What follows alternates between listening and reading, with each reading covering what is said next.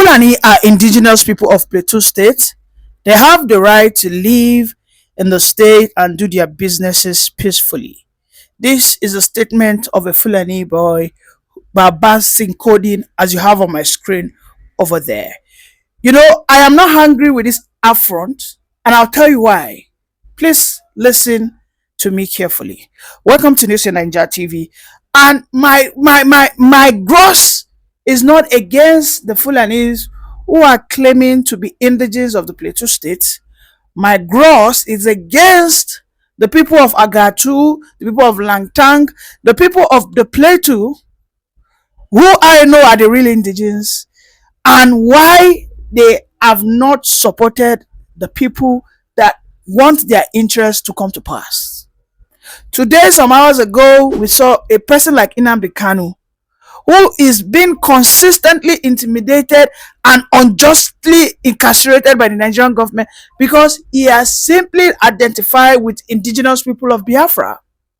How does this connect with the people of Plateau? You must understand that in the Nigerian concept, in the Nigerian constitution, everybody has the right as a Nigerian citizen to claim indigenship in any place they've stayed for over 10 years. Oh yes. When you give birth to someone in a community, by birth they are indigenous of that place. So you cannot come out and start quoting all manners of histories. I'm going to show you a video of the Attorney General who just spoke just in a seminar about, I think about 5 hours ago, saying that to the Fulanis, we have never been defeated. Even when the Fulani were at the height of their conquest agenda, which was within the period of 1804 to 1849, before Commander Fodio died, that in the Middle Belt, they were not conquered. They must understand that you cannot be issuing such words against the indigenous Fulanis, because in the Nigerian contraption, they are indigenous.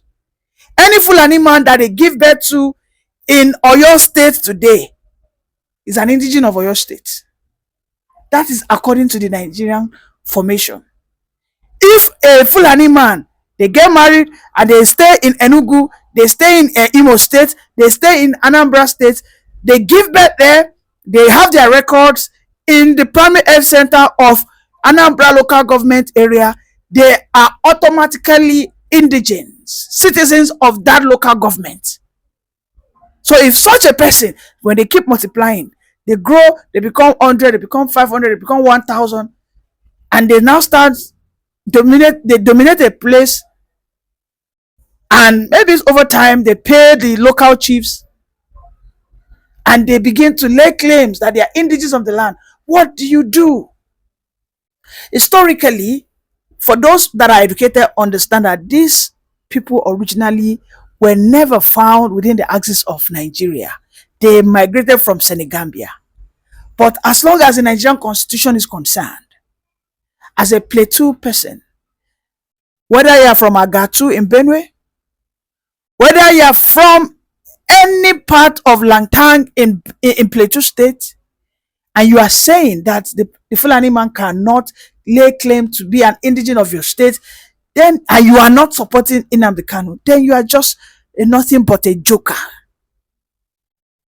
I am extremely angry with people who are fighting against the Fulanis. You are saying that the Fulanis cannot lay claim to the indigenship of your village, your community, and yet you are not out there supporting the very voice, the loudest voice against this emasculation of the Fulanis.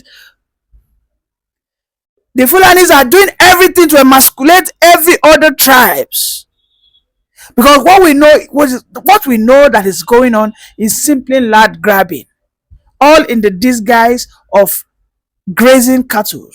Land grabbing is what they are doing.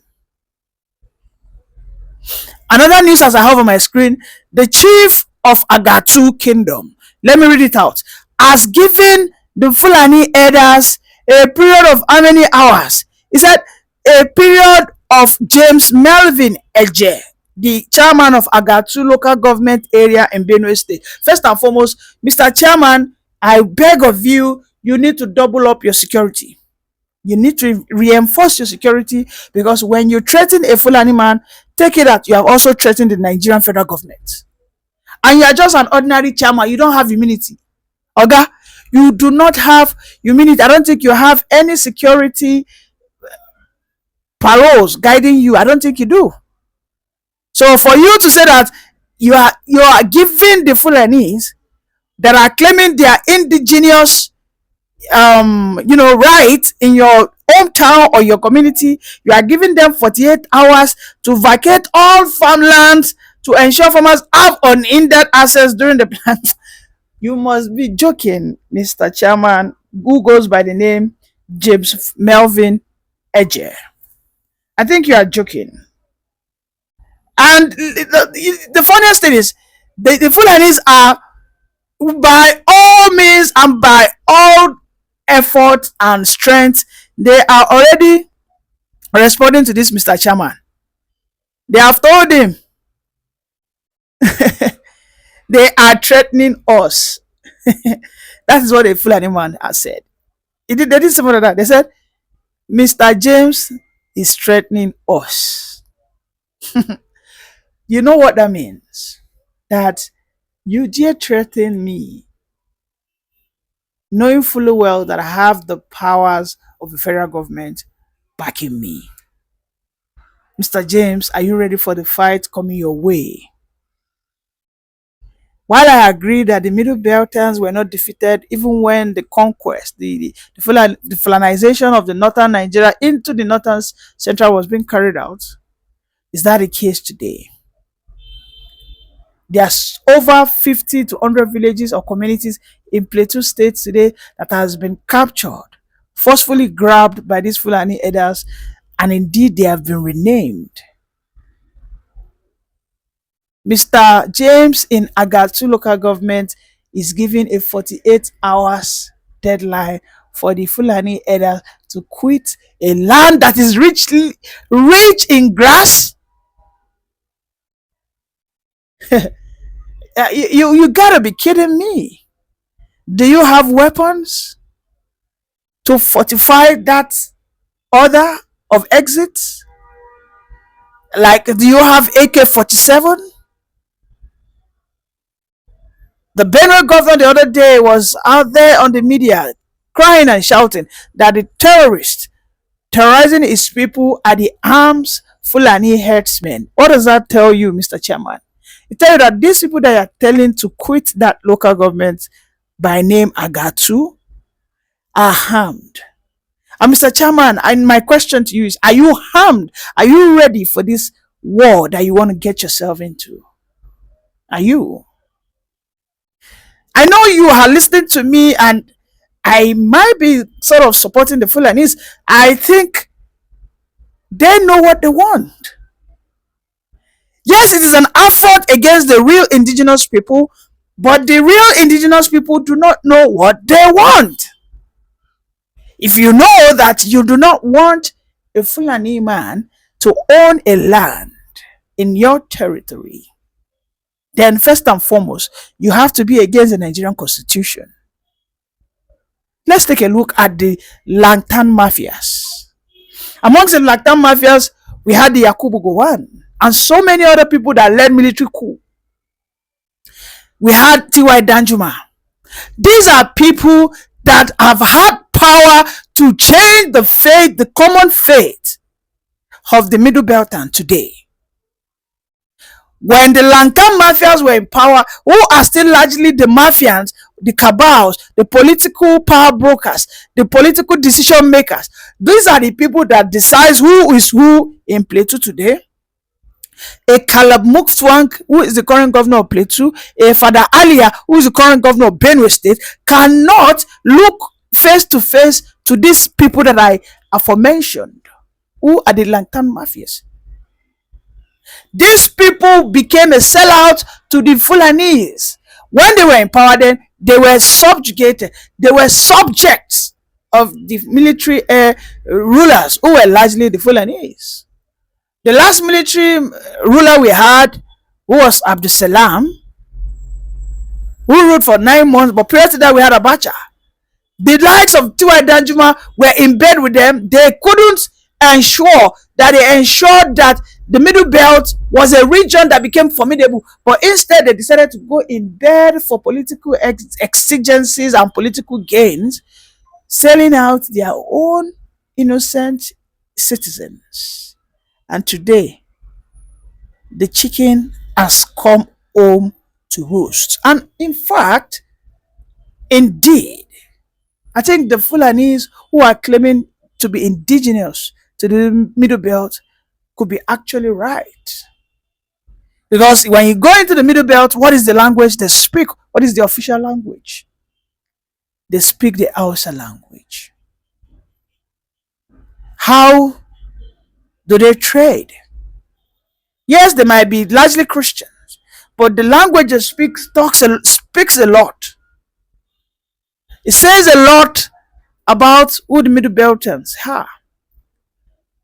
They needed to make that Hausa language an official language even before the colonial master, because they needed to be able to have the capacity to trade with the Northerners, who were largely dominated by the Fulanis as at then. That is just a summary of the history of how Hausa became a predominant language in the Middle Belt, and why I am beginning to feel that there was a time the Middle Belters openly absorbed the Fulanese. Yes. In the history, when you take your time and look at those that repelled the Fulanese the most, the Yorubas fought the Fulanese over and over, not once, not twice, not 3 times. There was never any encounter between the Igbos and the Fulanis, because they had the Middle Belt, that bridge, that gap. That was the break. The far, I mean, the closest they could get to the southeast was in Benue through the Igala people, and the Igala people defeated Usman Dan Fodio. Today, the Fulanis cannot just come up and start saying that they want to start claiming indigenous what in Anambra. If they try it, they know that the people of the southeast, who are largely in their number supporting Nnamdi Kanu, are against the Nigerian constitution. Was that now why we have a martial law in place in southeast? Is this not why we have a martial law?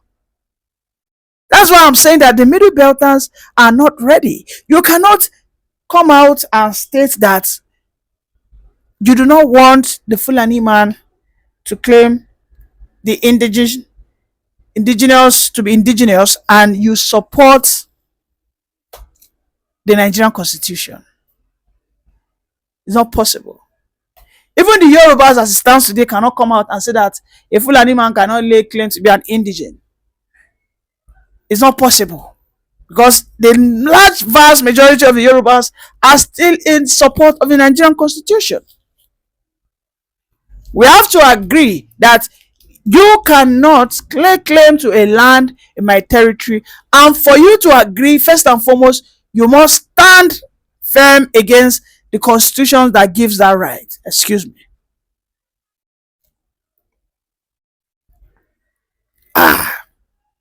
So we have to understand this thing, that this thing is as clear as night and day. The Nigerian 99 constitution was put in place by a Fulani man to protect the interests of the Fulani man, to protect the hegemony of the Fulani man, to protect the interest of the foreign powers in control of the Fulani man, ensuring that the Fulani man is the pseudo and the infinite decision maker when it comes to Nigerian politics. Is that not why we have Sharia in the Nigerian 99 constitution? Is that not why we have the highest states going to the north, the highest senatorial seats going to the north, the highest numbers of House of Reps going to the north? When you take your time and look at it, you know that this constitution does not represent equity. The constitution does not represent fairness. Otherwise, why did the Constitution ensure or give a space for the Southeast to be six? As in 1999 or 1998, which served as the transition between the period of Sani Abacha, where he died 97, 98 into 1999, why didn't Abdul Salam ensure that, okay, let us have six states in the Southeast? Why? Now, to my Plateau people, I had to give such examples so that you will understand that you cannot just come up now and start saying that this is an affront by the Fulani for them to be saying that they are indigenous of Plateau. I mean, so many comments I have on my screen over there saying, ah, no, they cannot come out and say they are indigenous. You don't just go against them. They are playing by the books. Yes. The Fulani elders are playing by the book. And which is the what? The Constitution. You have to be aware that the people that understand the Constitution most in Nigeria are the Northern Fulani people. The Northerners know their right in the Constitution. According to the Constitution, they can graze. There is nothing in the Constitution that stops a farmer, that stops a cattle herder from grazing in Nigeria. In the Constitution, there is nothing that stops a cattle herder from grazing or walking his cow on the street of Lagos. This is why you see that they went vehemently, they attacked Wike when he tried to say that he goes against open grazing. When the federal constitution does not give the state governor a backing, no matter what he tries to enforce will fall flat on its face and fail. Are there not many states out there that have said that they ban open grazing? Didn't Akeredolu do it? Didn't the Benue governor, even under autumn, didn't he ban open grazing? Are herders not still grazing in Benue? In Plateau? Have they not banned open grazing? Are they not still grazing? In Onitsha, in Aba, in Akwa Ibom, in Cross River, have they not banned open grazing? Are these people who are largely Fulanis who graze the cattle, are they not still grazing? It is because it is not in the Constitution. Things that cause this divide must be clearly stated in the federal constitution. Otherwise, the Fulani man will tell you that the federal constitution override your own rule as a state. You cannot tell me, because the constitution, the Nigerian constitution already said that every citizen have the right to freedom of movement and association, and they have the right to do whatever business provided it is legitimate. You as a state governor won't just wake up one day and delegitimize the cattle rearing, because in that constitution it was not stated, it was not defined. So you in your state, you won't just wake up and start saying that. No, it's just as if you say that people should not pray on the road of your state. In your constitution, is there anything like that? Because in your constitution they have said there's freedom to religion and there's freedom to pray anywhere in that constitution. So this constitution that overrides whatever state rules or laws you bring out will always bring in what we call conflict of interest. And when it is tabled on top the Supreme Court or judiciary, they will say, well, the federal government, the federal constitution has the day. So at this point and at this junction, you have to understand that if you are a Plateau indigene, for as long as you support the Nigerian constitution, you are not calling for a quick trashing of the constitution and a new one. You are not calling for